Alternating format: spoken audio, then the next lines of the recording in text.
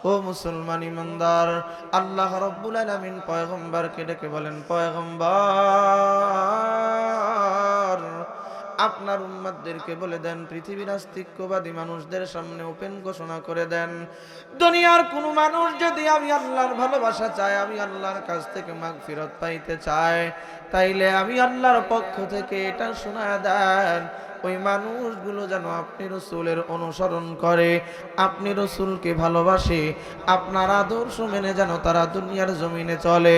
ও গো পয়গম্বর, আপনি মুহাম্মদ নামে এমন এক আদর্শ আমি দুনিয়ায় পাঠাইলাম, দুনিয়ার কোনো মানুষ যদি রবের ভালোবাসা পাইতে চায়, দুনিয়ার কোনো মানুষ যদি রবের কাছ থেকে মাগফিরাত পাইতে চায়, ওই মানুষগুলোর সামনে আপনি শোনায় দেন, আপনার অনুকরণ করার মাধ্যমেই আমি আল্লাহ তাকে আমার ভালোবাসা দেব, আমি আল্লাহ তার জীবনের করা সকল ছোট বড় অন্যায়গুলো মাফ করে দেব। কোন সুবহানাল্লাহ। ও মুসলমান ইমানদার, আল্লাহ রাব্বুল আলামিন যদি তেলাওয়াতকৃত আয়াতের ভিতরে যদি এই কথা বলে দিতেন যে আল্লাহর ভালোবাসা পাইতে হলে মুহাম্মদুর রাসূলুল্লাহকে ভালোবাসা লাগবে, ফাত্তাবিউনি না বলে যদি আল্লাহ অন্য শব্দ ব্যবহার করতেন, ফাআহিব্বুনি ব্যবহার করতেন, তাহলেও হয়ে যাইত। আল্লাহর ভালোবাসা পাওয়ার জন্য মুহাম্মদুর রাসূলুল্লাহকে ভালোবাসা লাগবে, এই ঘোষণা যদি শুধুই মাত্র এতটুকু থাকতো, তাইলে তো আল্লাহ রাব্বুল আলামিনের মাফ আর ভালোবাসা পাওয়ার সুযোগ হতো। আল্লাহ ফাহিব্বুনি না বলে ফাত্তাবিউনি কেন বলেছেন? মুফাসসিরিনে কেরাম তাফসীরের কিতাবের ভিতরে লিখছেন, মক্কার ভিতরে আল্লাহর পয়গম্বর নবুয়ত প্রাপ্তির আগের 40 বছর আল্লাহর রসুল তো নবুয়ত তো আগেই পেয়েছেন, আগেই নবুয়ত দান করেছেন। মদিনার নবী ডাক দিয়ে কয়, উম্মতের দল,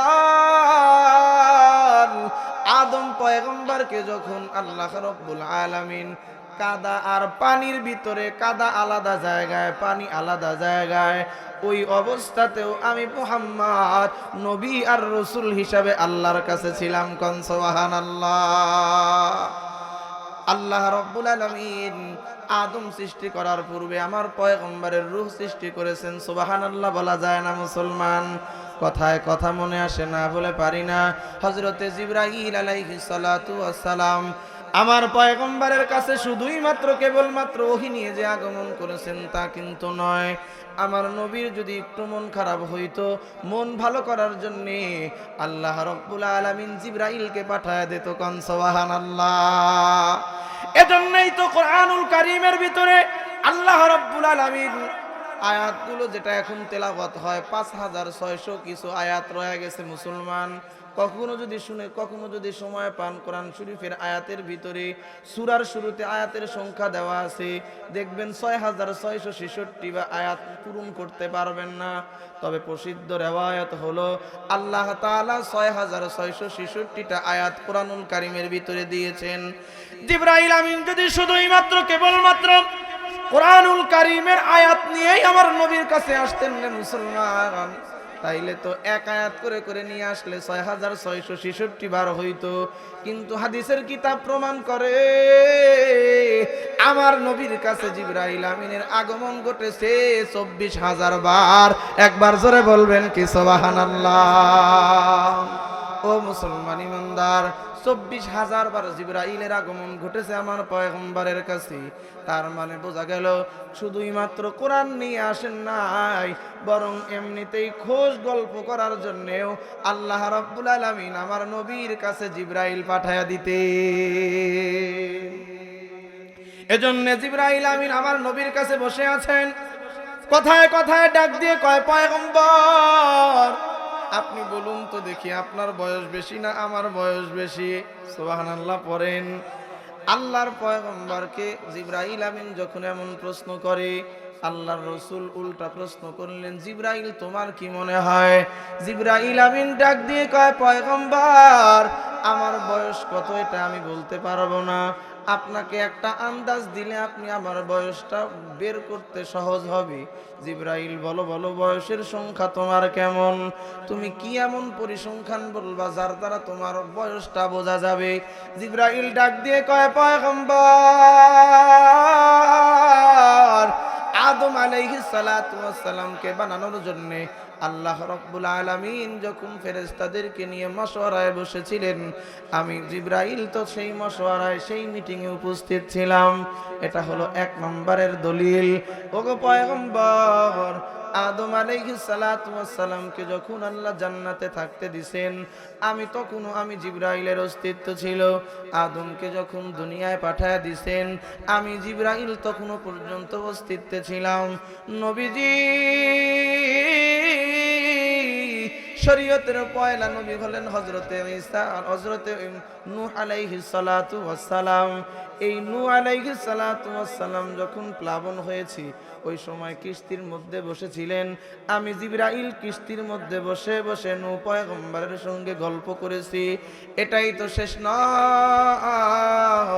হযরতে ইব্রাহিম খলিলুল্লাহকে যখন আল্লাহ রাব্বুল আলামিন দিন প্রচার করার জন্য বলেছিলেন, দিন প্রচার করতে গিয়া হযরতে ইব্রাহিম খলিলুল্লাহ যখন পরীক্ষার সম্মুখীন হয়েছিলেন, আগুনের মধ্যে পড়তে হয়েছিল, ওই সময় জান্নাতের পোশাক লইয়া আগুনের মধ্যে আমি জিবরাইল আমিন তো হযরতে ইব্রাহিম খলিলের সঙ্গে বসে বসে গল্প করেছিলাম। জান্নাত থেকে পোশাক লইয়া হযরতে ইব্রাহিম খলিলকে নমরুদের আগুনের ভিতরে পড়ায়া দিয়েছিলাম। জিবরাইল আরো কিছু বলবা নাকি? জিবরাইল ডাক দিয়ে কয়, পয়গম্বর, এখানেই তো শেষ নয়। হযরতে মূসা আলাইহিস সালাতু ওয়াস সালাম যখন দুনিয়াতে আসতেছিলেন, দুনিয়াতে আসার সময় যখন হয়ে যায় কঠিন নিষেধাজ্ঞার ভিতরে হযরতে মূসা আলাইহিস সালাতু ওয়াস সালাম দুনিয়াতে আসছিলেন। এক পর্যায়ে মূসা আলাইহিস সালাতু ওয়াস সালামের আম্মা ফিরআউনের বাহিনী থেকে মূসা পয়গম্বরকে বাঁচানোর জন্য জ্বলন্ত চুলার ভিতরে ছেড়ে দিয়েছিলেন। ওগো পয়গম্বর, ওই জ্বলন্ত চুলার ভিতরেও আমি জিবরাইল হযরতে মূসা কালিমুল্লাহর সঙ্গে খেলা করতেছিলাম। কোন সুবহানাল্লাহ। ও মুসলমান ইমানদার, আল্লাহর পয়গম্বর জিবরাইলকে প্রশ্ন করেন, জিবরাইল আরো কিছু বলবা নাকি? জিবরাইল ডাক দিয়ে কয়, পয়গম্বর, হযরতে ঈসা আলাইহিস সালাতু ওয়াস সালামের আম্মা হযরতে ঈসাকে কোলে লইয়া যখন এলাকার মানুষের কাছে হাজির হয়ে যায়, এলাকার মানুষগুলো ডাক দিয়ে কয়, মরিয়ম, এতদিন তো তোমারে ভালোই জানতাম, বাইতুল মুকাদ্দাসের খাদেমা ছিলা তুমি। ও মরিয়ম, তোমারে ভালো মনে করি, কিন্তু বিয়ে হয় নাই, সন্তান পাইলা কই? ওই দিন হযরতে মারিয়াম আলাইহিস সালাম সন্তানের দিকে ইশারা করে ডাক দিয়ে ইশারা করে, আমি ব্রত পালন করতেছি, আমি এক রোজা রেখেছি, কথা না বলার রোজা। তোমাদের যদি কোনো কিছু জানতে মনে চায়, আমার কোলের সন্তানকে প্রশ্ন করো। ওই দিন আমি জিবরাইল হযরতে ঈসা আলাইহিস সালাতু ওয়াস সালামের পাশে দাঁড়ায়া ছিলাম। হযরতে ঈসা এলাকার মানুষগুলোকে ডেকে বলেন, ক্বালা ইন্নী আবদুল্লাহ আতানিয়াল কিতাব ওয়া জাআলানি নাবিয়্যা। আল্লাহু আকবার। ও মুসলমান ইমানদার, হযরতে জিবরাইল আমিন ডাক দিয়ে কয়, পয়গম্বর, ওই দিনও তো আমি জিবরাইল আলাইহিস সালাতু ওয়াস সালাম মূসা পয়গম্বরের কাছে ছিলাম। আল্লাহর পয়গম্বরের সামনে হযরতে জিবরাইল আলাইহিস সালাতু ওয়াস সালাম এই যে একটা পরিসংখ্যান দিলেন, এটার দ্বারা তো একটু আশ্চর্য হওয়া দরকার। কিন্তু আমার পয়গম্বর, আমার নবী কোনো বিচলিত হলেন না। নবী আমার মুস্কি হেসে ডাক দিয়ে বললেন, জিবরাইল, তুমি জিবরাইল, ওই যে আদম নবী থেকে নিয়ে শুরু করে ঈসা নবী পর্যন্ত যেই কারগুজারি শোনাইলা, এই কারগুজারি শোনানোর আগে আমার একটা কথা তুমি শোনো। আমি একটা প্রশ্ন তোমাকে করতে চাই, প্রশ্নের জবাবটা দাও। তুমি জিবরাইল যেদিন অস্তিত্ব পেয়েছো, ওই অস্তিত্ব পাওয়ার পরে কি দেখেছো? এখানেই তো শেষ নয়। জিবরাইল আমিন ডাক দিয়ে বলে, পয়গম্বর, আমি অস্তিত্ব যখন পেয়েছি, অস্তিত্ব পাওয়ার পরে আল্লাহর আরশে আজিম ছাড়া অন্য কিছু আমি দেখতে পাই নাই। নবী আমার প্রশ্ন করলেন, জিবরাইল,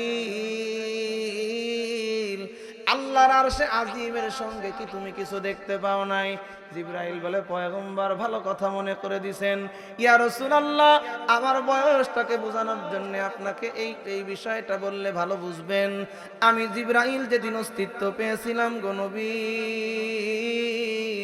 আল্লাহর আরশে আজিম ছাড়া কিচ্ছু নাই। আল্লাহর আরশে আজিমের সঙ্গে আমি একটা তারকা দেখতে পেয়েছিলাম, উজ্জ্বল এক তারকা, উজ্জ্বল জলজল জলজল করতেছে এমন একটা তারকা দেখতে পেয়েছিলাম। নবীজি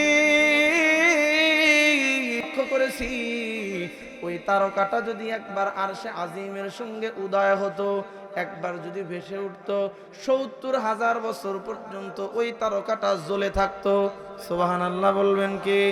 ও গো নবীজি, আবার তারকাটা যখন অস্ত যাইতো, ৭০,০০০ বছর আবার অস্ত থাকতো, দেখা যাইতো না। এই তারকাটা আমি জিবরাইল দেখেছি ৭২,০০০ বার। একবার জোরে বলবেন কি সুবহানাল্লাহ? ও মুসলমান ইমানদার, আমার নবীর সামনে দাঁড়াইয়া জিবরাইল আমিন যখন ডাক দিয়ে কয়, পয়গম্বর, যেই তারকাটা ৭০,০০০ বছর উদয় হয়ে থাকতো, আবার অস্ত গেলে ৭০,০০০ বছর অস্ত থাকতো, এই তারকাটা আমি জিবরাইল ৭২,০০০ বার দেখেছি। এবার ক্যালকুলেশন করেন আমার বয়সটা কত।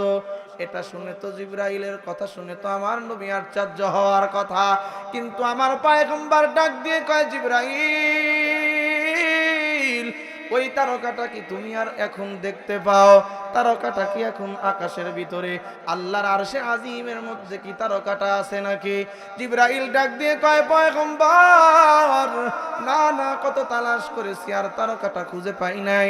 এবার নবী আমার মুস্কি হাসি দিয়ে ডাক দিয়ে কয়, জিবরাইল, ওই তারকাটা আকাশের অন্য কোন তারকা নয়, ওটাই হলো আমি মুহাম্মাদুর রাসূলুল্লাহ সাল্লাল্লাহু আলাইহি ওয়াসাল্লাম। জোরে বলেন না সুবহানাল্লাহ? ও জিবরাইল, যখন আল্লাহর আরশ ব্যতিরিক্ত আসমান হয় নাই, জমিন হয় নাই, আসমান জমিন কিছু হয় নাই, ওই সময় আল্লাহ রাব্বুল আলামিন আমি মুহাম্মাদুর রাসূলুল্লাহর নূরে মুহাম্মাদি তারকার আকৃতি বানাইয়া আল্লাহ রাব্বুল আলামিন আরশের সঙ্গে ঝুলায় রাখছে। এবার তুমি জিবরাইল বের করো, আমি নবীজির বয়স তোমার থেকে কম নাকি বেশি? সম্মানিত হাজিরিন, এলম্বা হাদিস দ্বারা যেটা বুঝাইতে চাই, আমার নবীর সম্মান, যাকে আল্লাহ রাব্বুল আলামিন সব সৃষ্টির থেকে প্রথমে সৃষ্টি করেছেন। আল্লাহ আসমান বানান নাই, তখন আমার নবীরে বানাইছেন। আল্লাহ জমিন বানান নাই, তখন আমার নবীরে বানাইছেন। আল্লাহ জান্নাত বানায় নাই, তখন আমার নবীরে বানাইছেন। আল্লাহ জাহান্নাম বানায় নাই, তখন আমার নবীরে বানাইছেন। ওই নবীর সম্মান আমার মতো নালায়েক কখনোই গাওয়ার সুযোগ নাই। ওই নবীর সম্মান আমার মতো অযোগ্যের জবান থেকে পরিপূর্ণ হওয়া সম্ভব কি? আমরা ওই নবীর উম্মত হতে পেরে খুশি না বেজার? জোরে সোরে পড়ি আলহামদুলিল্লাহ। সম্মানিত হাজরিন, আমাদের সম্মানিত একজন অতিথি আসছেন, 2 মিনিট বিরতি দিয়ে অতিথি সাহেব, নবীর ভাগে আল্লাহ তাআলা উম্মত দিবেন, নিজের হাতে বাছাই করছেন। সুবহানাল্লাহ পড়েন। নিজের হাতে আল্লাহ বাছাই করছেন। মনে করেন, আরে হয় না, আমাদের দেশে তো বোঝা এখন সহজ। ভোটের সময়, নির্বাচনের সময় দেখবেন, এমপি বলেন, চেয়ারম্যান বলেন, যে কোনো নির্বাচনের সময় আলাদা আলাদা এক একজনের নামে এক একটা ব্যালট বাক্স থাকে না? আরে ধানের জন্য একটা, নৌকার জন্য একটা, আর একজনের জন্য আর একটা, আলাদা আলাদা করে ব্যালট পেপার বাক্স থাকে। কি কন? এটা হলো নির্বাচনের পদ্ধতি। এই পদ্ধতিতে নির্বাচন হয়। আল্লাহ তাআলা এই পদ্ধতিতে উম্মত নির্বাচন করছেন। সুবহানাল্লাহ পড়েন। আমি বুঝাইয়া দিচ্ছি। আল্লাহ রাব্বুল আলামিন ১৬ লক্ষ নবী, এই আলাদা আলাদা প্রত্যেক নবীর নামে একটা করে জুরি বসাইছেন। এই জুরি বললে ভালো বুঝবেন, এই আমাদের প্রয়োজনীয় জিনিস এটা ব্যবহার করে অনেক জুটা মোটা ইত্যাদি ইত্যাদি জুরির ভিতরে রাখি না? মনে করেন একটা একটা বাক্স আর কি, বাক্স। এক একজন নবীর নামে আল্লাহ এক একটা বাক্স এরকম সিরিয়াল করে দাঁড় করাইছেন। দাঁড় করাইয়া উম্মতের সমস্ত রূহগুলো আল্লাহ একত্র করছেন। এই নবীর ভাগে 2টা, এই নবীর ভাগে 10টা, এই বাক্সে 50টা, এই বাক্সে সর্বোচ্চ মুসা আলাইহিস সালাতু ওয়াস সালামের উম্মতের ব্যাপারে আসছে। এক রিওয়ায়াত আসছে 6 লক্ষ। কত? 6 লক্ষ। আর এক রিওয়ায়াত আছে 12 লক্ষ উম্মত মুসা নবীর। কম বেশি রিওয়ায়াত আছে। মনে করেন সর্বোচ্চ উম্মত হযরতে মুসা আলাইহিস সালাতু ওয়াস সালামের উম্মত। আল্লাহ জুরি, ওই উম্মতের রূহগুলো বেছে বেছে ওই জুরিগুলোর মধ্যে দিবেন। গৌরবের ব্যাপার হলো এই, আমার মতো গুনাহগার রে আল্লাহ রাব্বুল আলামিন তো জানেন ও কি পরিমাণ অপরাধী হবে। এটা জানার পরেও রব্বে কারিম নিজের কুদরতি হাত দিয়া বেছে বেছে মুহাম্মদুর রাসূলুল্লাহর ঝুরিতে আমার মতো উম্মত রাখছেন। কন্না সুবহানাল্লাহ। এ উম্মতের মুহাম্মদুর রাসূলুল্লাহর উম্মত হওয়া আল্লাহর কুদরতি হাতের বাছুনি। এ কপাল কপাল, যেই নবীর উম্মত হওয়ার জন্য নবীরা দরখাস্ত করছেন। সুবহানাল্লাহ বললেন না? নবী দরখাস্ত করছেন এই নবীর উম্মত হওয়ার জন্য। আল্লাহ বনি ইসরাইলের এক নবীর জন্য কবুল করছেন, আর কারো যেটা কবুল করেন নাই। হযরতে ঈসা আলাইহিস সালাতু ওয়াস সালাম আল্লাহর সাথে কথা বলতেছেন। হযরতে ঈসা আলাইহিস সালাতু ওয়াস সালাম সফর করতেছেন। সফর করতে করতে পাহাড়ের এক টিলায় উঠছেন, আরে আল্লাহর কুদরত দেখার জন্য। পাহাড়ের এক টিলায় উঁচু জায়গায় যখন উঠছে, তাকায় দেখে এত সুন্দর সাদা ধবধবে এক পাথর। পাথর অন্য অন্য কালার হয়, অন্য অন্য রকম হয়, তবে একেবারে হোয়াইট, একেবারে ধবধবে সাদা যদি হয় দেখতে সুন্দর লাগে না? আরে সাদা পোশাক, এমনি পোশাকের দিকে তাকাইলেও সাদা পোশাক সুন্দরের এক প্রতীক। কথা ঠিক না বে ঠিক? একটা সৌন্দর্যের এক প্রতীক। তো হযরত ঈসা আলাইহিস সালাতু ওয়াস সালাম সাদা এক সুন্দর পাথর দেখে এই পাথরের চতুর্দিকে ঘুরতেছেন, আল্লাহর শুকর আদায় করতেছেন। এত সুন্দর তোমার সৃষ্টি আমার আল্লাহ। হযরতে ঈসা আলাইহিস সালামের কাছে জিবরাইল পাঠায়া দিলেন, পয়গম্বর আপনি পাথরের সৌন্দর্য দেখেই এমন আশ্চর্য হইতেছেন, এর থেকেও আশ্চর্য কিছু কি আপনি দেখতে চান? আল্লাহর পয়গম্বর ঈসা আলাইহিস সালাতু ওয়াস সালাম ডাক দিয়ে বললেন, আল্লাহ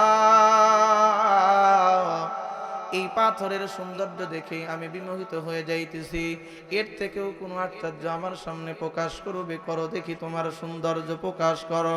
আমার আল্লাহ ডাক দিয়ে বললেন, পয়গম্বর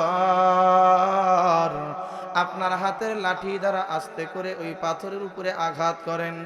আল্লাহর পয়গম্বর হযরত ঈসা আলাইহিস সালাতু ওয়াস সালাম পাথরের উপরে যখন আস্তে করে আঘাত করলেন, তাকায় দেখলেন পাথরের ভিতর থেকে একটা দরজা বের হয়ে যায়। পাক riwayate আসছে পাথরের দুই ভাগ হয়ে ভিতর থেকে একজন জীবিত মানুষ বের হয়ে গেছে।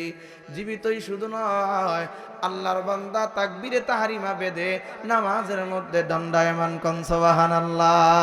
হযরত ঈসা আলাইহিস সালাতু ওয়াস সালাম আল্লাহর বান্দার নামাজ শেষ হওয়া পর্যন্ত অপেক্ষায় রইলেন। আল্লাহর বান্দা যখন নামাজ শেষ করেছি, হযরত ঈসা ডাক দিয়ে কয়, ওরে আল্লাহর বান্দা, এই পাথরের ভিতরে তুমি আল্লাহ রাব্বুল আলামিনের ইবাদত বندگی করতেছো, তুমি না কত বড় ভাগ্যবান। তবে কত বছর পর্যন্ত পাথরের ভিতরে এমন গোলামি করতেছো? আল্লাহর বান্দা ডাক দিয়ে কয়, 400 বছর পর্যন্ত আমি এই পাথরের মধ্যে ইবাদত বندگی করি। কন্না সুবহানাল্লাহ। ওরে নবীর উম্মতের দল, আমার আপনার 40-50 বছর হায়াতের ভিতরে আমি তো বাজারে যাই, বিবাহ শাদী আছি, আমার দুনিয়ার কত ব্যস্ততা আছে, এরপরে না ইবাদত, এরপরে সব ব্যস্ততা পিছনে ফেলে তারপরে আমরা ইবাদত করি। কত সময় ব্যস্ততা যদি বেড়ে যায় নামাজ পড়ার খেয়াল নাই। কথা ঠিক না বে ঠিক? ব্যস্ততা যদি বেড়ে যায়, দুনিয়ার ব্যস্ততা দেখাইয়া আল্লাহর ইবাদত বندگی থেকে দূর। অথচ আল্লাহর বান্দা সংসার নাই, কোনো বাজার ঘাটে যাওয়া নাই, কোনো মানুষের সঙ্গে মিটিং নাই, কোনো মানুষের সঙ্গে খুশ গল্প করার কোনো সুযোগ নাই। একাধারে 400 বছর পর্যন্ত আল্লাহ রাব্বুল আলামিনকে সিজদা করে আর কিয়াম করে নামাজ পড়ে এক কথায় ইবাদত বندگির মধ্যে কাটায়। আল্লাহর পয়গম্বর ঈসা আলাইহিস সালাতু ওয়াস সালাম বড় আশ্চর্য প্রকাশ করলেন, ডাক দিয়ে বললেন, আল্লাহ হয়তোবা তোমার বান্দা যত লম্বা টাইম ইবাদত বندگی করেছে, তোমার বান্দার থেকে বেশি নেকওয়ালা মনে হয় দুনিয়াতে কেউ নাই। একাধারে 400 বছর পর্যন্ত তোমার ইবাদতের ভিতরে বিন্দু মাত্র বান্দার বিরতি নাই, বিরতিহীন ভাবে তোমার বندگی করতেছে। না জানি এই বান্দার আমলনামার ভিতরে কি পরিমাণ নেকি জমা হয়ে গেছে, এর থেকে বেশি নেকিওয়ালা বুঝি কিয়ামত পর্যন্ত আর কেউ আসবে না। সঙ্গে সঙ্গে আমার আল্লাহ জিবরাইলকে পাঠিয়ে দিলেন, জিবরাইল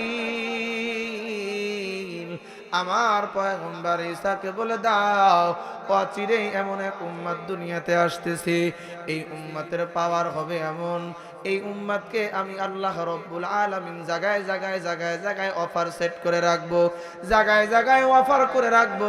ওই বান্দাগুলো যদি, উম্মতগুলো যদি অফার পালন করে, আমি আল্লাহ অল্প সময়ে এত বড় নেকি তাদেরকে এত এত নেকি দান করে দেব। তার ভিতরে একটা হলো লাইলাতুল বরাত, শাবানের 14 দিবাগত রাত্রি যখন বান্দার কাছে হাজির হয়ে যাবে, উম্মতি মুহাম্মাদি যখন সবে বরাত পেয়ে যাবে, আমার আল্লাহ ডাক দিয়ে কয় জিবরাইল শোনায় দাও, ওই এক রাতের বন্দিগি যদি কোনো উম্মতি মুহাম্মাদি করে, 400 বছর ইবাদত করে যেই পরিমাণ নেকি পেয়েছে, এক রাত্রের ইবাদতে আমি আল্লাহ তার থেকেও বেশি নেকি উম্মতি মুহাম্মাদির আমল নামায় লিখে দেব। কোন সুবহানাল্লাহ। ও মুসলমান ইমানদার, এখানেই তো শেষ নয়, আল্লাহ রাব্বুল আলামিন লাইলাতুল বরাত, লাইলাতুল কদর রেখে দিয়েছেন। রমজানুল মুবারকের প্রতিটি রাত আল্লাহ রাব্বুল আলামিন রেখে দিয়েছেন। আমি বুঝাইতে চাইতেছি উম্মতি মুহাম্মাদির মর্যাদা। আল্লাহ রাব্বুল আলামিন উম্মতি মুহাম্মাদির ব্যাপারে বর্ণনা করেন রে উম্মতের দল। আল্লাহ রাব্বুল আলামিন নবীজি ডাক দিয়ে বলেন, আল্লাহ আমার কাছে বলেছেন আমার উম্মতের জন্য আল্লাহ জায়গায় জায়গায় অফার রাখছেন। তার ভিতরে একটা অফার হলো, আমার কোন উম্মত যদি জুমা রাতে ইবাদত বন্দেগীর ভিতরে কাটায়, বৃহস্পতিবার দিবাগত রাত্রি যদি আমার কোন উম্মত ইবাদতের ভিতরে কাটায়, আল্লাহ রাব্বুল আলামিন বলে দিয়েছেন কিয়ামতের ময়দান যেদিন কায়েম হয়ে যাবে, তামাম হাসরের ময়দানের সকল মানুষগুলো পিপাসায় জিহ্বা বের হয়ে যাবে, পিপাসায় জিহ্বা বের হইয়া নাভি পর্যন্ত চলে আসবে রে মুসলমান।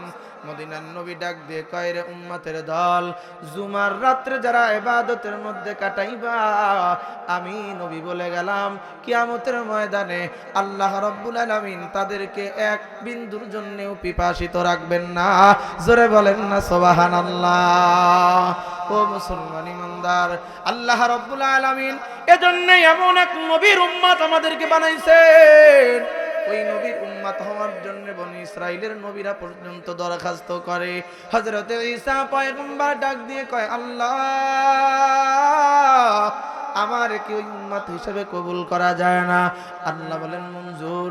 এজন্যই তো কিয়ামতের পূর্বে আল্লাহ রাব্বুল আলামিন হযরত ঈসা রূহুল্লাহকে আবার দুনিয়ায় পাঠাবেন, ঠিক না বেঠিক? ও মুসলমান ইমানদার, এমন এক নবী আমাকে দান করেছেন আল্লাহর ভালোবাসা পাওয়ার জন্য, ওই নবী হলো আমার জন্য মডেল। আল্লাহ রাব্বুল আলামিন বলেন, লাকাদ কানা লাকুম ফি রাসূলিল্লাহি উসওয়াতুন হাসানাতুন লিমান কানা ইয়ারজুল্লাহ। দুনিয়া আখিরাতের কোন কল্যাণ যদি, সমস্ত কল্যাণ যদি কোনো মানুষ চায়, পয়গম্বর আপনি বলে দেন মুহাম্মদুর রাসূলুল্লাহর আদর্শের ভিতরে দুনিয়ার কল্যাণ আখিরাতের কল্যাণ রয়ে গেছে। ওরে নবীর উম্মতের দল, ওই নবীর আদর্শ আমার 3.5 হাত বডির ভিতরে বাস্তবায়ন করা বড় দরকার। ওই নবীর আদর্শ যদি আমার দেহের ভিতরে সেটআপ করতে হয়, কোন মানুষের যতক্ষণ পর্যন্ত ভালোবাসা না যায় ততক্ষণ পর্যন্ত ওই ব্যক্তির আদর্শ ভালো লাগে না। কাউকে আদর্শ হিসেবে গ্রহণ করার জন্য, কারো পথ চলার স্টাইল ফলো করার জন্য আগে ওই ব্যক্তিত্বের প্রেমে পড়ে মানুষ, কথা ঠিক? কোন ব্যক্তির প্রেমে পড়ার পর তার পথ চলা, তার কথা বলার স্টাইল, তার পোশাকের স্টাইল, এগুলো নিজের ভিতরে আনার চেষ্টা করে, কথা ঠিক? কাউকে দেখলেই গার ভিতরে জ্বলে, ও যেই পোশাক পরছে ওই পোশাক আমি পরবো কি? এই ওরে দেখতেই পারি না, ও যেমনে কথা কয় অমনে কথা বলবো কি? ওরে যদি আমার পছন্দই না হয়, ও যেমনে যেমনে চলতে বলছে ওই রকম চলবো কি? আরে ওর ব্যক্তিত্বই তো ভালো লাগে না।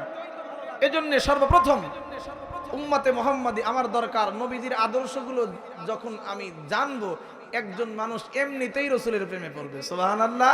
আল্লাহ রাব্বুল আলামিন তো এমন এক আদর্শ দিয়েছেন মুহাম্মদুর রাসূলুল্লাহকে, ওই আদর্শ যদি কেউ খালি জানতে পারে যে আদর্শ এরকম এরকম, ওই মানুষটা প্রেমে পড়তে বাধ্য হয়ে যাবে। মদিনার মানুষগুলো আম্মা জান আয়েশা সিদ্দিকা রাদিয়াল্লাহু তাআলা আনহাকে প্রশ্ন করে, ওগো আম্মা জান, আমার নবীর আদর্শ সম্পর্কে আমাদেরকে একটু বলেন। আল্লাহর পয়গম্বরের আদর্শ সম্পর্কে যখন মদিনার মানুষগুলো জানতে চায়, আম্মা জান ডাক দিয়ে বলে, ওহে মদিনার মানুষ, তোমরা কি কোরআন পড়ো না? আমা তাকরাউল কোরআন, তোমরা কি কোরআন পড়ো না? মদিনার মানুষগুলো উত্তর করে, হ্যাঁ হ্যাঁ আমরা তো কোরআন পড়ি। আম্মা জান আয়েশা ডাক দিয়ে কয়, রে মদিনার মানুষ, আল্লাহ পাক রব্বুল আলামিন আমার পয়গম্বরকে যে আদর্শ দিয়েছেন, কোরআন হলো থিওরিক্যাল একটা কোরআন, আর ওই থিওরির প্র্যাকটিক্যাল হলো মুহাম্মদুর রাসূলুল্লাহ সাল্লাল্লাহু আলাইহি ওয়াসাল্লাম। এজন্যই তো মদিনার ভিতরে ছোট ছোট বাচ্চাদেরকে পর্যন্ত মায়েরা মুহাম্মদুর রাসূলুল্লাহকে চেনাইতেন। ওরে নবীর উম্মতের দল, আজকে আমার ঘরের ভিতরে নাটক সিনেমার বই পাওয়া যায়, আমার ঘরের ভিতরে টিভি আছে, আমার ঘরের ভিতরে অনেক অনেক মনীষীদের জীবনী পাওয়া যায়, আমার ঘরের ভিতরে নায়ক নায়িকাদের আদর্শ পাওয়া যায়, আমার ঘরের ভিতরে নায়কের ছবি টানানো পাওয়া যায়, মডেলের ছবি পাওয়া যায়। অথচ মুসলমানের প্রতিটি ঘরের ভিতরে, প্রত্যেকটা ঘরেই মুহাম্মদুর রাসূলুল্লাহর জীবনী সম্পর্কে একটা কিতাব তালাশ করলে পাওয়া যাবে না। ঠিক না বে ঠিক কথা বলেন?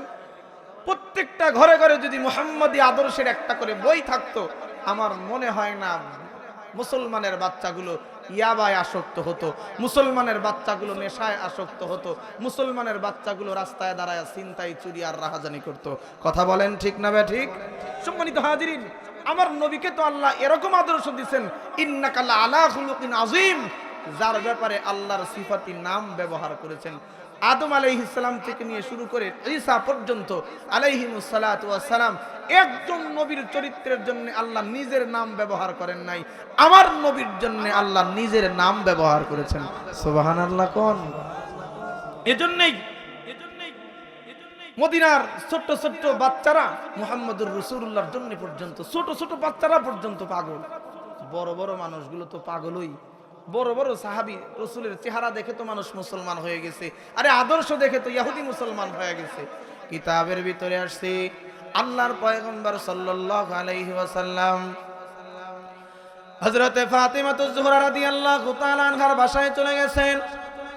বাসায় গিয়ে দেখে হাসান হুসাইন দুইজন কাঁদতেছে, চোখের পানি ফেলে কাঁদতেছে, মাটির মধ্যে পেটটা লাগাইয়া চোখের পানি বিসর্জন দিতেছে। নবী আমার ডাক দিয়ে বললেন, নানা ভাই, চোখের পানি বিসর্জন কেন দাও, কেন কান্না করো? আল্লাহর নবীর নাতিদয় ডাক দিয়ে বলে, নানা জান, 3 দিন পার হয়ে গেছে, এখনো পর্যন্ত খানার ব্যবস্থা বাসার ভিতরে নাই, এক লোকমা খাবার পেটের ভিতরে ঢোকে নাই। আল্লাহর রাসূল ফাতিমাতুজ জোহরার চেহারার দিকে তাকাইলেন, ফাতেমার চেহারার দিকে তাকাইয়া দেখে চেহারাটা মলিন। জান্নাতি ওই সুন্দর চেহারাটার ভিতরে ক্ষুধার যন্ত্রণা, ক্ষুধার ছাপ দেখা যায়। আল্লাহর পয়গম্বর সহ্য করতে পারলেন না রে মুসলমান, নবী আমার চলে গেলেন কাজের তালাশে।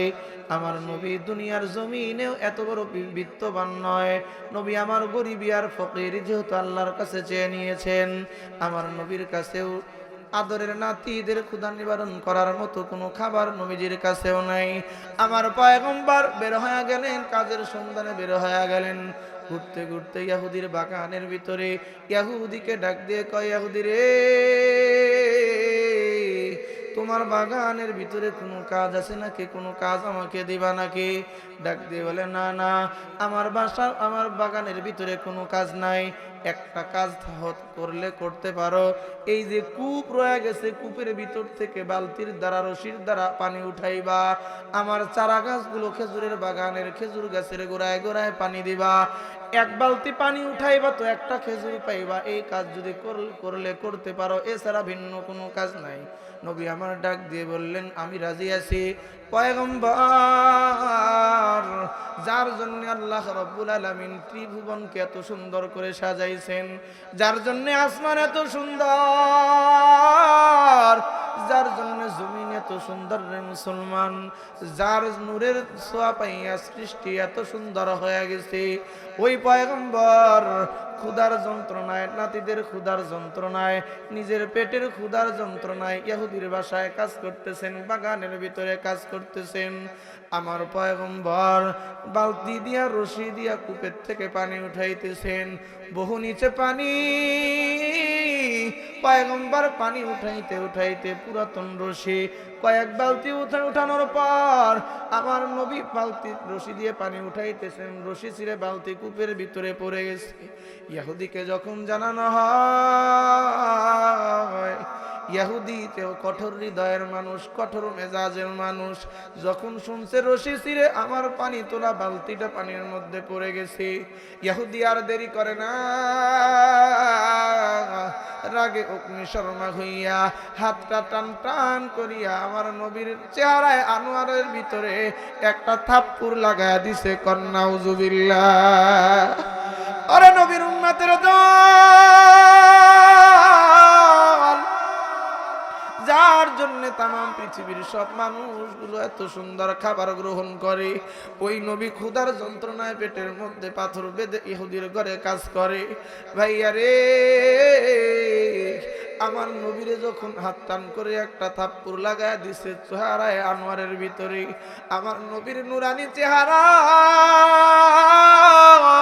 ইহুদির 5টা আঙ্গুল আমার নবীর চেহারার মধ্যে ফুটে উঠেছে রে মুসলমান। নবীর কি আদর্শ একটু তালাশ করো রে মুসলমান, একটু ঠান্ডা মাথায় বোঝার জন্য চেষ্টা করো। আমার নবীর দেহের ভিতরে কিন্তু শক্তি কম নাই। হাদিসের কিতাব প্রমাণ করে, আমার পয়গম্বর বয়ান করেন, ওরে দুনিয়ার উম্মতের দল, এক একজন নবীকে আল্লাহ রাব্বুল আলামিন জান্নাতি 100 জন নবীর শক্তি দেহের ভিতরে দিয়েছেন। জান্নাতি 100 জন মানুষের দেহের এ শক্তি এক একজন নবীর ভিতরে রয়ে গেছে। এমনটি বর্ণনা করেন, এক রাওয়ায়াতে আছে আমার নবী বলেন 40 জন জান্নাতি মানুষের শক্তি একজন পয়গম্বরের দেহের ভিতরে। আমার নবী ওই হাদিসের শেষ অংশে বলেন, দুনিয়ার সুস্থ একজন যুবক মাথার থেকে পা পর্যন্ত up to bottom A to Z একেবারে সুস্থ, এক বিন্দু পরিমাণ ক্ষয় নাই, ক্ষতি নাই, এমন 100 জন যুবকের যেই পরিমাণ শক্তি এক একজন জান্নাতের আল্লাহ তাআলা সেই পরিমাণ শক্তি দান করবেন। তার মানে দুনিয়ার 100 জন জান্নাতের একজন, এমন জান্নাতের 40 জনের শক্তি একজন পয়গম্বরের শরীরের ভিতরে। তার মানে হিসাব করে বলা যায় মুসলমান, দুনিয়ার 4000 মানুষের শক্তি এক একজন পয়গম্বরের শরীরের ভিতরে। জোরে বলবেন কি সুবহানাল্লাহ। আমার নবীর দেশের ভিতরে 4000 দুনিয়ার মানুষের শক্তি। এই শক্তি লইয়াও নবী আমার প্রতিবাদ করে না, নবী আমার ইহুদির উপরে পাল্টা আঘাত করে না রে মুসলমান। আমার নবীজি বরং ইহুদির দিকে মায়ার নজরে একটা তাকায়া ডাক দিয়ে কয়, ভাইয়া রে, এত জোরে চর বসায়া দিলা, হাতে কি ব্যথা পাও নাই? ওরে নবীর উম্মতের দল, আমার নবী ইহুদিকে ডাক দিয়ে কয়, ভাই রে, আঘাত করছো, হাতে কি ব্যথা লাগে নাই? নবী আমার কথা বলে চলে গেলেন। ইহুদি এবার বুঝতে পেরেছে, কি রে, এমন মানুষ তো জিন্দেগিতে দেখি নাই। মানুষরে ধমক দিলে পাল্টা একটা ধমক দেয়, কাউরে আঘাত করলে পাল্টা আঘাত করে, ক্ষমতা থাকলে আঘাত করে, বেশি করে বরং সুদে আসনে পৌঁছায়া দেয়। এ কেমন মানুষ রে, কেমন মানুষ দেখলাম রে। চেহারার ভিতরে 5টা আঙ্গুল ফুটে উঠেছে, তারপরেও ডাক দিয়ে কয়, হাতে কি ব্যথা পাও নাই? ইহুদি আর দেরি করে না, দৌড়ায় বাসার মধ্যে চলে গেছে, আসমানি কিতাব খুলে বসে গেছে। তাকায়া দেখে আসমানি কিতাবের পাতায় পাতায় পাতায় পাতায় আখিরি নবীর চরিত্রের বর্ণনা দেওয়া আছে। কন্যা সুবহানাল্লাহ। ইহুদি বুঝতে পেরেছে, আমার বাসায় অন্য কেউ আসে নাই রে, আখিরি নবী মুহাম্মদুর রাসূলুল্লাহ আমার বাসার ভিতরে আসছিলেন। কি করলাম রে, কি করলাম আমি? এমন সম্পদ, এমন সুযোগ পাওয়ার পরেও কেন পায়ে ছুঁড়ে দিলাম? আমি কেন মুহাম্মদের গায়ের ভিতরে আঘাত করলাম? মুহাম্মদ তো মামুলি কেউ নয়, মুহাম্মদ তো দুনিয়ার কোন সাধারণ মানুষ নয়, মুহাম্মদুর রাসূলুল্লাহ, মুহাম্মদ তো আখিরি নবী। ইহুদি যখন এমনটি পরিচয় পেয়ে অনুশোচনার মধ্যে পড়ে গেছে, অনুশোচনায় পড়ে যাইয়া ইহুদি তখন এমন একটা কাজ করে ফেলছে, অনুতাপ চলে আসছে, অনুশোচনা চলে আসছে। দেরি করে না রে মুসলমান, তরবারি হাতের ভিতরে লইয়া একটা কোপ দিয়া নিজের হাতের কবজিটা পর্যন্ত কেটে ফেলছে। অনুশোচনায় তাকে তারা করতেছে, যাও যাও মুহাম্মদুর রাসূলুল্লাহর কাছে গিয়ে নিজের পাপের প্রায়শ্চিত্ত করে আসো। ইহুদি দৌড়ায় চলে গেছে, কাটা হাতের কবজিটা হাতের ভিতরে নিয়ে আমার নবীর দরবারে হাজির হয়ে গেছে। ডাক দিয়ে কয়, মুহাম্মদ, বুঝতে পারি নাই মুহাম্মদ, তোমারে চিনতে পারি নাই রে মুহাম্মদ। আমি তোমারে চিনেছি, তুমি দুনিয়ার সাধারণ কেউ নয়, তুমি তো আখিরি নবী মুহাম্মদুর রাসূলুল্লাহ। ও মুহাম্মদ, তোমার আঘাত করার পরে আমার নিজের ভিতরে অনুশোচনা আসছে, আমি বুঝতে পেরেছি তুমি আখিরি নবী। ও মুহাম্মদ, এই দেখো তোমাকে যে হাত দিয়ে আঘাত করেছি, হাতটা আমার সঙ্গে পর্যন্ত রাখি নাই। ও মুহাম্মদ, তুমি কি আমাকে মাফ করে দিবা না? আমাকে মাফ করে দাও। আল্লাহর রাসূল মুস্কি হাসি দিয়ে ডাক দিয়ে বলে, ইহুদি রে, আল্লাহ তাআলা আমাকে মাফ করার জন্যই দুনিয়ায় পাঠাইছেন। কন্যা সুবহানাল্লাহ। আরে নবীর উম্মতের দল, ইহুদি এবার হাতটা বাড়ায়া দিয়ে কয়, মুহাম্মদ দেখো না, হাত কেটে ফেলছি। ও মুহাম্মদ, তুমি আমারে মাফ করে দিছো। এই কথাও তো এই কথাও তো আসমানি কিতাবের ভিতরে লেখা পাইলাম।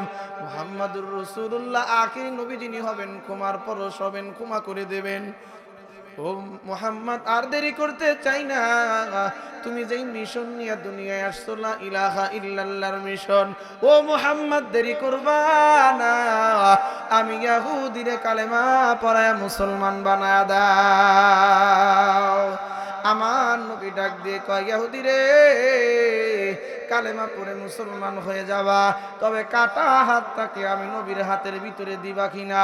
আমার নবীর হাতের ভিতরে ইহুদি কাটা হাতের কবজিটা নবীর হাতের ভিতরে দিয়ে দিছে। আমার পয়গম্বর ইহুদির হাতের কাটা জায়গায় কবজিটা বসায়া দিছেন। মুখের লালা মুবারক, পবিত্র লালা মুবারক হাতের আঙ্গুলে ভরাইয়া ইহুদির কাটার চতুর্দিক দেখে আমার নবী লাগায়া দিছে। ইহুদি ডাক দিয়ে কয়, রে দুনিয়ার মানুষ, মুহাম্মদ যখন নিজের মুখের লালা দিয়ে আমার হাতের কবজি লাগায়া দিল, আমি একটু টেস্ট করতেছি লাগলো কিনা।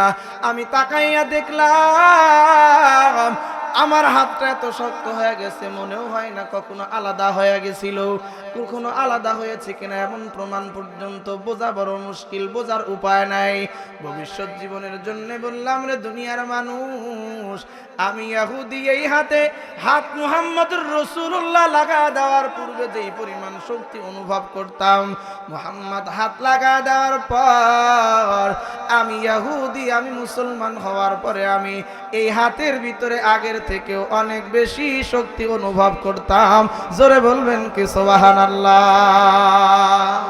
ও মুসলমান ইমানদার, আমার পয়গম্বরের আদর্শ হলো খুলুকে আযীম।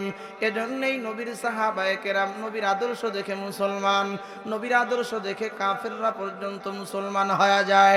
নবীর আদর্শ দেখে মানুষগুলো এমন মুসলমান হয়, মুসলমান হয়েই তো ক্ষান্ত নয়, জীবনটা পর্যন্ত দিয়া যায়।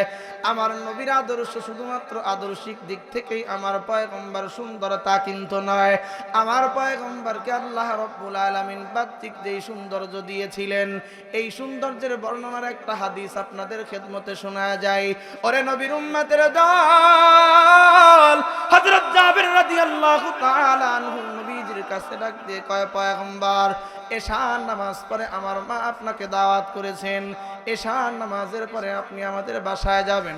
খারাপ লাগতেছে বাজান? এশার নামাজ পড়ে আপনি আমাদের বাসায় দাওয়াতের জন্য আমার মা আপনাকে দাওয়াত করেছে। আল্লাহর পয়গম্বর এশার নামাজ পড়ে জাবেরের বাড়ির ভিতরে চলে গেলেন। ঘরের ভিতরে বসতে দেওয়া হয়েছে। হযরতে জাবের রাদিয়াল্লাহু তাআলা আনহু বয়ান করেন, আমি তাকা দেখলাম নবীজির মতো এমন একজন মেহমান ঘরের ভিতরে বসে আছে, অথচ আমার মা একবার ঘরের ভিতরে ঢুকে আমার নবীর চেহারায় আনোয়ারের দিকে তাকায়া থাকে, আবার বের হয়ে আকাশের চাঁদের দিকে তাকায়া থাকে। এমন বারবার যখন করতেছে, আমি ডাক দিয়ে বললাম, মা, এমন একটা আমি মেহমান তোমার ঘরের ভিতরে আসছি, যেই মেহমানের মেহমানদারি করেছেন আরশের মালিক আল্লাহ। সুবহানাল্লাহ কোন। ওরে নবীর উম্মতের দল, ওই মেহমানদারি করার জন্যে আমার পূর্বে আমার ভাইজান বলে গেছেন, আল্লাহর রাসূল সাল্লাল্লাহু আলাইহি ওয়াসাল্লাম মেরাজ থেকে ঘুরে এসে ওযুর পানি গড়তে দেখেছেন, ওযুর পানি গড়তেছে। অথচ নবী আমার ডাক দিয়ে কয়, রে দুনিয়ার মানুষ, জমিন থেকে নিয়ে প্রথম আসমানের দূরত্ব 500 বছর, এমনটি করে করে 7 আসমান পার হওয়ার পরে সিদরাতুল মুনতাহা, আমি পয়গম্বর সিদরাতুল মুনতাহায় যাওয়ার পর আল্লাহ রাব্বুল আলামিন আমাকে এক সিংহাসন পাঠায়া দিলেন, তার নাম হলো রফরফ। এই সিংহাসনে চড়ে আমি নবী যখন সফর শুরু করে দিলাম, আমার নবী ডাক দিয়ে বলেন, দুনিয়ার জমিন থেকে নিয়ে শুরু করে সিদরাতুল মুনতাহা যত দূর, আমি রাসূলের মনে হয়েছে সিদরাতুল মুনতাহা থেকে আল্লাহর আরশে আজিম তার থেকেও বেশি দূর। অনেকেই বয়ান করে মেরাজের সফর করতে 27 বছর লাগছে। আমি জিজ্ঞাসা করি, দুনিয়ার জমিন থেকে প্রথম আসমান দূরত্ব 500 বছর সমান, এ 27 বছরের কাম। এমন 7 আসমান, এরপরে সিদরাতুল মুনতাহা, এরপরে আরশে আজিম। তাইলে আমার রাসূল মেরাজ থেকে ঘুরে এসে কেন আবার ওযুর পানি গড়তে দেখলেন? সহজ মেসাল দিলে ভালো বুঝে আসতে পারে মুসলমান। প্রধানমন্ত্রী কোন রাস্তা দিয়ে যখন যায়, আমি জিজ্ঞাসা করি, ওই রাস্তার চলাচল কি আগের মতো সাধারণ স্বাভাবিক থাকে নাকি বন্ধ হয়? প্রধানমন্ত্রী যেই পথ দিয়ে যায়, সাধারণ যানবাহন চলতে পারবে না। আমার আল্লাহ ডাক দিয়ে কয়, রে দুনিয়ার যত সৃষ্টি, যত প্রবাহিত, যত চলমান, যত কিছু রয়ে গেছো, যত গ্রহ নক্ষত্র রয়ে গেছো, যার যার জায়গায় থেমে যাও।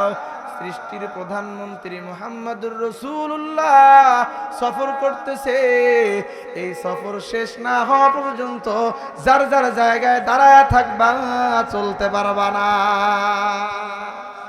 এজন্যই নবী আমার এসে দেখেন ওযুর পানি গড়ে, এছাড়া সম্ভব না রে মুসলমান। এটা 27 বছরেরও কাম না। লম্বা কথা, আমি সেদিকে যেতে চাই না। হযরতে জাবের রাদিয়াল্লাহু তাআলা আনহু ডাক দিয়ে কয়, মা, এমন দামি মেহমান তোমার বাসার ভিতরে আসছে, যার মেহমানদারি করেছেন আল্লাহ।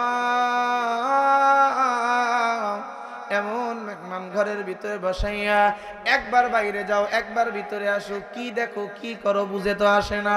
জাবেরের মা ডাক দিয়ে কয়, বাজান রে,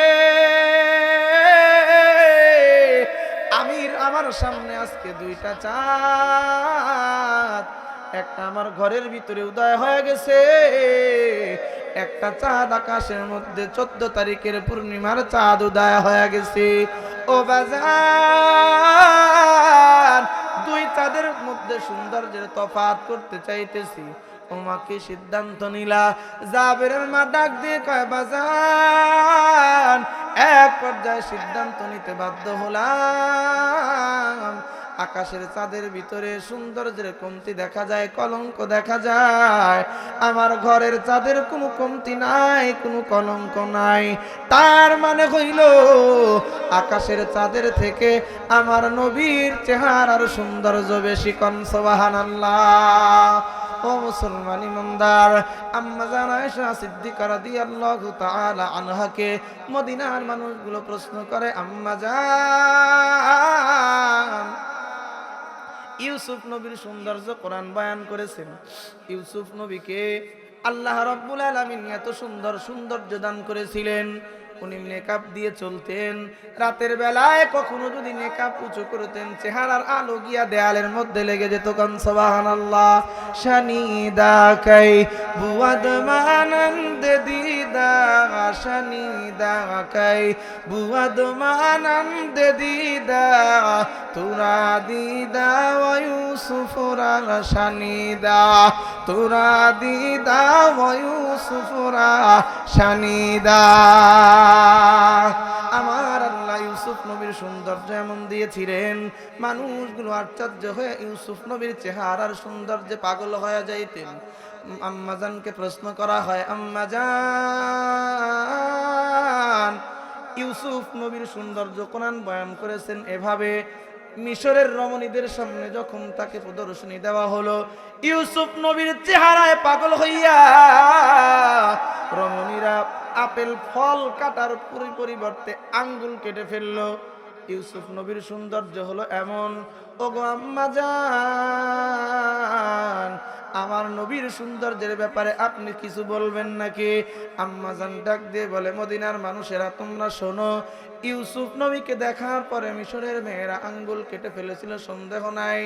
আমার পয়গম্বরকে যদি ইউসুফ নবীর জায়গায় প্রদর্শনী দেওয়া হতো, মিশরের রমণীরা আঙ্গুল কাটতো না, আঙ্গুলের পরিবর্তে কলিজার ভিতরে চাকু চালায়া দিত। কম সুবহানাল্লাহ।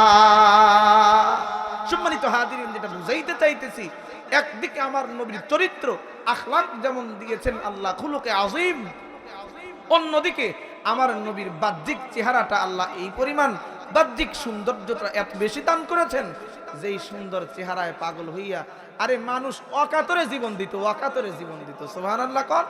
আরে সাহাবায়ে কেরামের ইতিহাস তো এরকম। সাহাবায়ে কেরাম নবীদের সৌন্দর্যে, নবীদের প্রেমে পাগল হইয়া, আখলাক আর চেহারায় পাগল হইয়া নিজেদের জীবন দিতে এক বিন্দু চিন্তা করতো না। আরে ছোট্ট ছোট্ট সাহাবীরা আমার নবীর প্রেমে পাগল হয়ে যাইত। সুবহানাল্লাহ। কিতাবের ভিতরে আসছে, হাদিসের কিতাব প্রমাণ করে, হযরত সাদ ইবনে আবি ওয়াক্কাস রাদিয়াল্লাহু তাআলা আনহুর ছোট ভাই উমাইর ইবনে ওয়াক্কাস রাদিয়াল্লাহু তাআলা আনহু, ছোট্ট সাহাবী, ছোট্ট সাহাবী। আল্লাহর পয়গম্বর বদরের যুদ্ধে যাওয়ার জন্য নবীজি এলান করছেন, বদরের যুদ্ধে যাইতে হবে, সাহাবীরা তোমরা প্রস্তুতি নাও, যুদ্ধে যাইতে হবে। আল্লাহর পয়গম্বর যখন সাহাবায়ে কেরামদেরকে আদেশ করলেন যুদ্ধের জন্য প্রস্তুত হয়ে যাও, সাহাবায়ে কেরাম সারিবদ্ধভাবে দাঁড়ায় গেছে। সারিবদ্ধভাবে যখন দাঁড়ায় গেছেন, আমার পয়গম্বর চেক করতেছেন। বৃদ্ধ যিনি তাকে বলতেছেন, বৃদ্ধ তোমার যুদ্ধে যাওয়ার দরকার নাই। আবার যিনি ছোট তাকেও বলতেছেন, তুমি ছোট মানুষ, যুদ্ধে যাওয়ার দরকার নাই। হযরত সাদ ইবনে আবি ওয়াক্কাস রাদিয়াল্লাহু তাআলা আনহু ডাক দিয়ে বলেন, রে উম্মতের দল, আমি তাকায় দেখলাম আমার ছোট্ট ভাই কাতারের পিছনে পিছনে ঘুরতেছে, আড়ালে আড়ালে লুকায়া লুকায়া কাতারের পিছনে পিছনে চলতেছে। আমি ডাক দিয়ে বললাম, এই তুই ছোট মানুষ কি করবি, যা যা বাড়িতে চলে যা। ছোট্ট ভাই চোখের পানি ফেলে কান্দে আর ডাক দিয়ে কয়, ভাইয়া রে, আমার একটু নবীজির কাছে নিয়ে যাও, নবীজির কাছে মনের বেদনাটা বলতে চাই। সাদ ইবনে আবি ওয়াক্কাস ছোট্ট ভাইকে নিয়ে যখন নবীজির সামনে দাঁড়ায় গেছেন, নবীজিকে প্রস্তাব করে, নবীজিকে মনের কথাটা বয়ান করেন। ইয়া রাসূলুল্লাহ, আমাকে একটু অনুমতি দেন, আমি ছোট্ট মানুষ হইলেও আমি উমায়ের আপনার সাথে যুদ্ধে যাইতে চাই। ছোট্ট মানুষ যুদ্ধে যাইতে চাই, নবীজির কাছে যখন অনুমতি চায়, নবী আমার ডেকে বলে, এই তুমি তো ছোট মানুষ, 8-10 বছর, এক রাওয়ায়াত আসছে 10 বছর বয়স, 10 বছর বয়সের তুমি ছোট্ট মানুষ, যাও যাও বন্ধুদের সাথে খেলাধুলা করো, যুদ্ধে যাওয়ার দরকার নাই। তুমি যুদ্ধে যাইবা, নবীজি প্রশ্ন করেন, যুদ্ধে যাইবা তরবারি চালাইতে পারো? কয় না হুজুর, তরবারি চালাইতে পারি না। তীর মারতে পারো? কয় না, তো তাও তো পারি না। বল্লম মারতে পারো? কয় না, পারি না। নবী আমার ডাক দিয়ে কয়, এই উমায়ের, তরবারি ঘুরাইতে পারো না, বল্লম ছুঁড়তে পারো না, তীর মারতে পারো না, যুদ্ধে যায় করবা কি? কথা ঠিক না? যুদ্ধে যায় কি করবা? নবীর ছোট্ট সাহাবী ডাক দিয়ে বলে, পয়গম্বর, আমি ছোট্ট উমায়ের যুদ্ধে তরবারি চালাইতে পারি না, তীর মারতে পারি না, বল্লম মারতে পারি না গো নবী। আমি তো জানি যুদ্ধের ময়দানে কাফেররা আপনার দিকে তীর মারবে, তরবারি চালাইবে, বল্লম ছুঁড়ে দেবে। নবীজি, আমি উমায়ের যখন যুদ্ধের ময়দানে যাব, আপনার দিকে যখন তীর আসতে থাকবে নবী, আমি তীর মারতে না পারলেও আমি তীর মারতে পারবো না জানি, তবে আমি উমায়ের ছোট্ট কচি এই বুকটা আপনার দেহের সামনে পেতে দিতে পারবো। আমি ছোট্ট উমায়ের জানটা আপনার জন্য কুরবান করতে পারবো গো নবী। আমার এই বুক আপনার সামনে পেতে দেব, আপনার সামনে তুলে ধরবো। কাফেরের তীর যেন আপনার বুকের দিকে না যায়, আমি উমায়ের বুকের মধ্যে লাগে। কাফেরের বল্লম যেন আপনার দিকে না যায় গো নবী, আমি উমাইরের বুকের ভিতরে যেন কাফেরের বল্লম লাগে। কাফের যখন আপনার দিকে তরবারি চালাইবে, আমি উমাইরের সেই কচি বুকটা আপনার সামনে, এই কচি দেহটা আপনার সামনে পেতে দেব।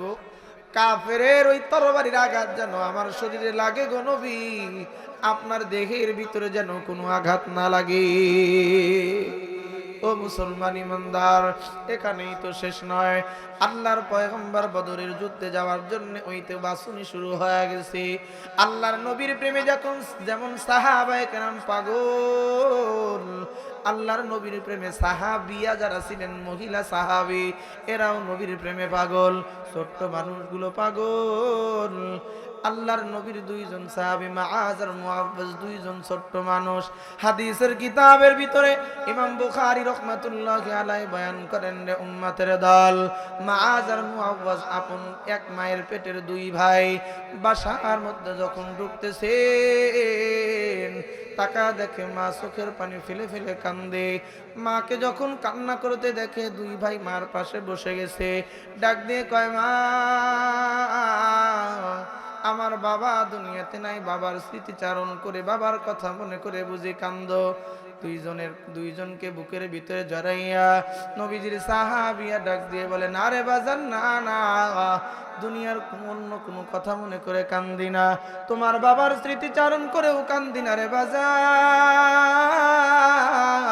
মদিনার ভিতরে নবী আমার এলান করে দিয়েছেন, যুদ্ধে যাওয়ার জন্য এলান হয়ে গেছে। নবীর সাহাবীরা যুদ্ধে যাওয়ার জন্য রওনা হয়েছে। আমি মার হৃদয়টা ভেঙে চুরে চৌচিরে হয়ে যাইতেছি, কি জন্য এত কষ্ট পাও গো মা? নবীজির সাহাবীরা ডাক দিয়ে বলে, রে বাজান, আজকে যদি তোমার বাবা দুনিয়ার জমিনে বেঁচে থাকতো, আমি তোমার বাবার যুদ্ধের ময়দানে পাঠায়া দিতাম। তোমার বাবা হয়তো কালেমার জন্য শহীদ হয়ে যাইতো, আমি শহীদের স্ত্রী হওয়ার সুযোগ পাইতাম। অথবা আল্লাহ রাব্বুল আলামিন তোমার বাবারে গাজী বানাইয়া কালেমার পতাকা উড্ডীন করে আল্লাহ তাআলা আবার গাজী বানাইয়া আমার বুকে ফিরাইয়া দিতেন, আমি গাজীর স্ত্রী হওয়ার সুযোগ পাইতাম। ও বাবা, তোমার বাবা দুনিয়া থেকে বিদায় হয়ে চলে গেছে, এখন গাজীর স্ত্রী হওয়ার সুযোগ নাই, শহীদের স্ত্রী হওয়ার সুযোগ নাই, আবার উপযুক্ত কোনো সন্তান নাই। উপযুক্ত সন্তান থাকলে তো আমি যুদ্ধের ময়দানে পাঠায়া দিতাম, হয়তো শহীদের মা হইতাম, নইলে গাজীর মা হয়ে যাইতাম। আল্লাহর নবীর সাহাবিয়া ডাক দিয়ে কয়, সাহাবী দুইজন ছোট্ট সাহাবী ডাক দিয়ে কয়, ও মা, আমরাও তো তোমার কাছে নবীজির সাথে যুদ্ধে যাওয়ার জন্য অনুমতি চাইতে আসছি, কোন সুবহানাল্লাহ। মা সন্তানদেরকে আদর করে ডাক দিয়ে কয়, বাজান, আমি মা অনুমতি দিয়া দিলাম, যাও যাও যুদ্ধের ময়দানে চলে যাও। দুইজন সাহাবী বড়দের মাঝে কাতারে দাঁড়ায় গেছে, এক জায়গায় দাঁড়ায় নাই, আলাদা আলাদা দুইজন দুই জায়গায় দাঁড়ায় গেছে। হযরত মুআজ রাদিয়াল্লাহু তাআলা আনহু সামনে যখন নবীজি দেখতেছেন ছোট্ট একজন মানুষ দাঁড়ায় গেছে, আশ্চর্য ব্যাপার, ছোট্ট সাহাবী সনরমল ভাবে দাঁড়ায় নাই, পায়ের আঙ্গুলের উপরে ভর করে দাঁড়ায় আছে, যাতে করে একটু বড় বড় দেখা যায়। কন্যা সুবহানাল্লাহ। ছোট্ট সাহাবী তখন দাঁড়ায় গেছে। আল্লাহর রাসূল তাকা দেখে ও যুদ্ধে যাওয়ার জন্য নিজেকে একটু বড় করে প্রেজেন্ট করতে চায়। নবী আমার ডাক দিয়ে বললেন, সাহাবী, তুমি ছোট মানুষ, যুদ্ধে যাওয়ার দরকার নাই। আল্লাহর নবীর সাহাবী চোখের পানি ফেলে কান্না শুরু করে দিয়েছেন। নবী আমার ওর চোখের পানি দেখে আবার স্বাস্থ্য মাস্ত মোটামুটি যত কিছু আছে, তরবারি চালাইতে কাজে না লাগুক, অন্য যোদ্ধাদের সহযোগিতা করার জন্য কাজে লাগতে পারে, এই চিন্তা করে নবী আমার তাকে অনুমতি দিয়া দিলেন। একটু সামনে গিয়া দেখেন আগের জনের থেকে একটু ছোট, বয়সে ছোট, দেখেও একটু আকৃতিতে ছোট, এমন একজন নাবালক দাঁড়ায় আছে। আল্লাহর নবী বললেন, যাও যাও, তোমাকে অনুমতি দেওয়া হবে না, অল্প সময়ের ভিতরে শেষ করে দেব ইনশাআল্লাহ। একটু নবীর ভালোবাসা বোঝার জন্য চেষ্টা করেন রে মুসলমান। আমিও মুসলমান, আমিও তো ওই নবীর উম্মত, আমিও তো ওই নবীরে ভালোবাসি। মুখে বলি, দিলে কতটুকু আছে একটু তাদের সঙ্গে মিলায় দেখেন। কেন? আল্লাহ রাব্বুল আলামিন তো ওই মানুষগুলোকে আমার ঈমানের জন্য মডেল বানায়া দিয়েছেন। আমার ঈমান যদি ওই মানুষগুলোর মতো হয়, তাইলে আমার ঈমানটা আল্লাহ পছন্দ করবেন। আমার ঈমান যদি সাহাবীর রঙে রঙিন হয়, তাইলে তো আমার ঈমান আল্লাহর কাছে গ্রহণযোগ্য নইলে নাই। আল্লাহর রাসূল যখন বলে দিলেন, যাও যাও, তোমাকে অনুমতি দেওয়া হবে না, যাও তুমি বাসার ভিতরে চলে যাও, ছোট্ট সাহাবী চোখের পানি ফেলে ডাক দিয়ে কয়, ইয়া রাসূলুল্লাহ, ইয়া হাবিবাল্লাহ, ও গো পয়গম্বর, আপনি আমার ভাইকে অনুমতি দিলেন, আমাকে কেন অনুমতি দেবেন না গো নবী? ও নবী, আমরা দুই ভাই, আপন ভাই, মার কাছ থেকে অনুমতি নিয়ে আসছি। ইয়া রাসূলুল্লাহ, আমাকেও যুদ্ধে যাওয়ার জন্য অনুমতি দেন। বলে, তুমি ছোট মানুষ, তোমাকে নেওয়া যাবে না। ছোট্ট সাহাবী ডাক দিয়ে কয়, আপনি আমার বড় ভাইকে অনুমতি দিয়েছেন, যাকে অনুমতি দিয়েছেন ওর থেকে আমার দেহের ভিতরে শক্তি বেশি আছে। আপনি যদি পরীক্ষা নিতে চান, দুইজনকে দ্বন্দ্ব যুদ্ধ ধরায়া দেন, দুইজনকে আপনি কুস্তি ধরায়া দেন। আমি যদি ওর সঙ্গে কুস্তিতে পেরে উঠি, তাইলে অনুমতি দেবেন, নইলে দরকার নাই। আল্লাহর পয়গম্বর ওর ইশকের দিকে তাকাইয়া নবী আমার বললেন, আসো আসো। দুই ভাইয়ের মধ্যে কুস্তি ধরায়া দিছে।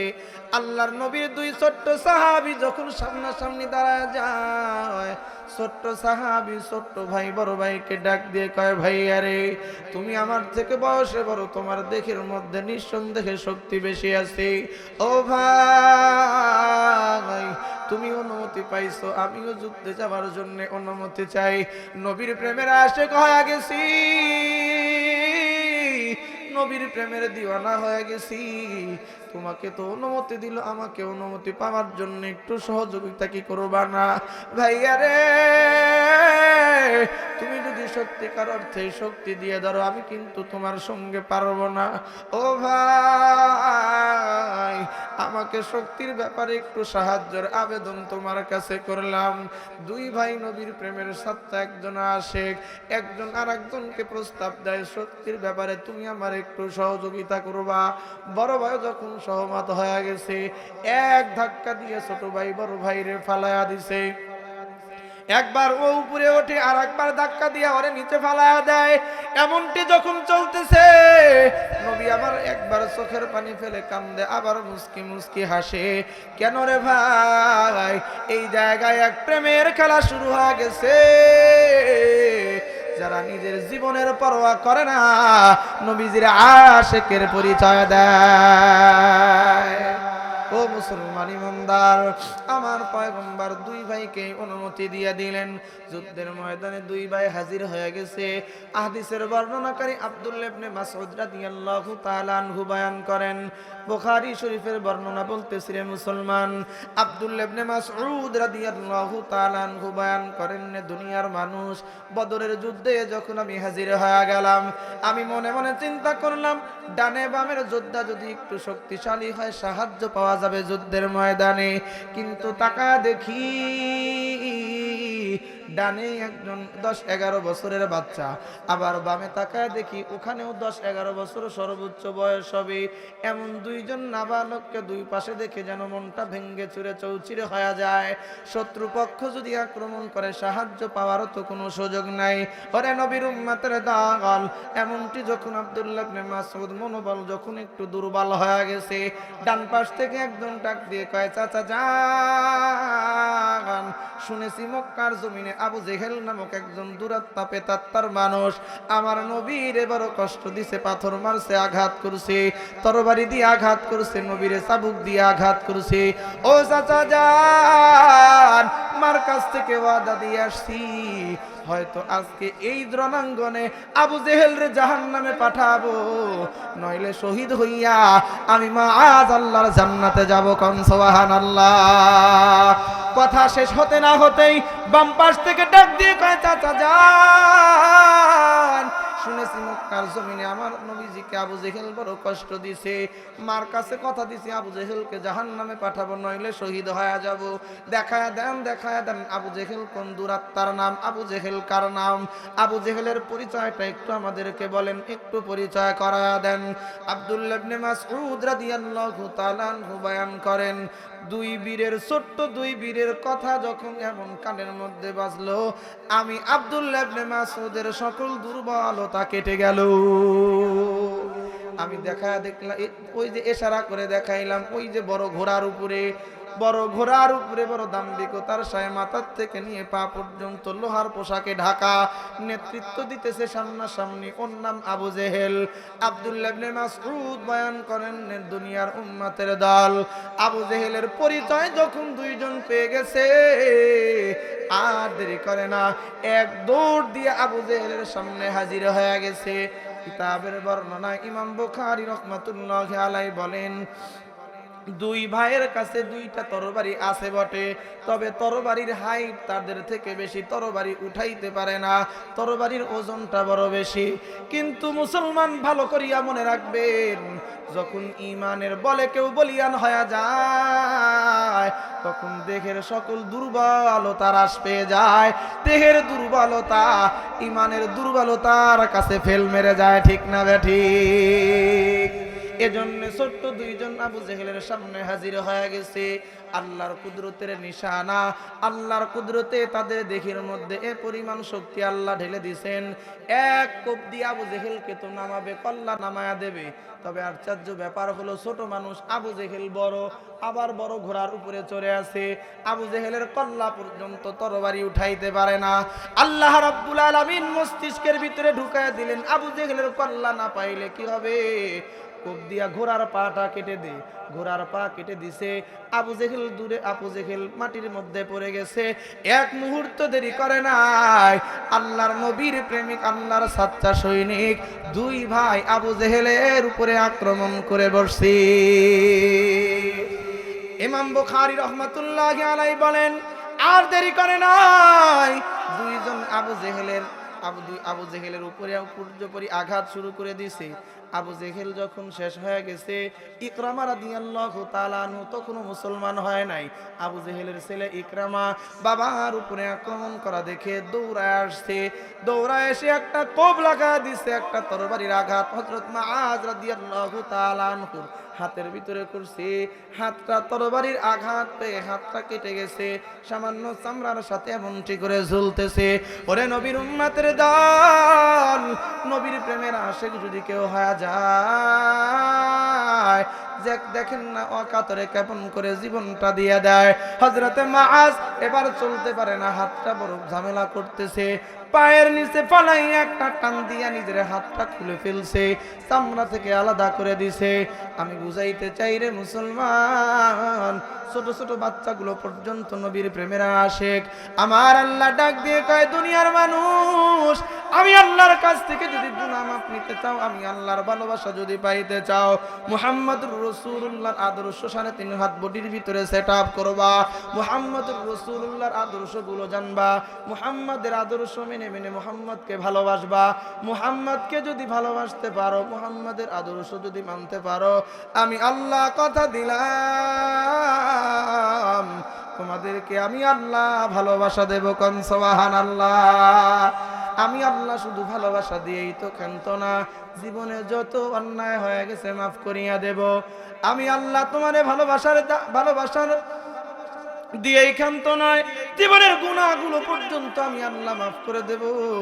এজন্যই আল্লাহ নবীজিকে ডাক দিয়ে বলেন, পয়গম্বর আপনি বলেন, কুল ইন কুনতুম তুহিব্বুনাল্লাহ ফাত্তাবিউনি ইউহিব্বুকুমুল্লাহ ওয়া ইয়াগফির লাকুম যুনুবাকুম যুনুবাকুম ওয়াল্লাহু গফুরুর রহিম। পড়েন আল্লাহু আকবার। ও মুসলমান ইমানদার, আল্লাহর ভালোবাসা পাইতে চাই, রসুলের ভালোবাসা আমরা পাইতে চাই। রসুলকে ভালোবাসার জন্যে আমার পয়গম্বরের ভালোবাসা কারে কয়? নবী আমার ডাক দিয়ে কয়, উম্মতের দল, পৃথিবীর কোনো মানুষ যদি আমি রসুলকে ভালোবাসার দাবি জানায়, ওই মানুষগুলোকে জানায় দাও, ক্বালা রাসূলুল্লাহ সাল্লাল্লাহু আলাইহি ওয়া আলিহি ওয়া সাল্লাম, মান আহাব্বা সুন্নতি ফাকাদ আহাব্বানি ওয়া মান আহাব্বানি কানা মাগি ফিল জান্নাহ। আমার কোন উম্মত যদি আমি পয়গম্বরকে ভালোবাসতে চায়, উম্মতকে জানায় দাও আমি রসুলের সুন্নাতকে যেন ভালোবাসি। আমি রসুলের সুন্নাত যদি কেউ ভালোবাসে, আমি রসুলকেই ভালোবাসা হবে। আমি রসুলকে যারা দুনিয়ায় ভালোবাসবে রে মুসলমান, নবীজি ডাক দিয়ে কয়, ওই মানুষটা জান্নাতের ময়দানে, জান্নাতে আমি রসুলের সাথে জান্নাতে বসবাস করবে। একবার দিল থেকে বলা যাবে না সুবহানাল্লাহ?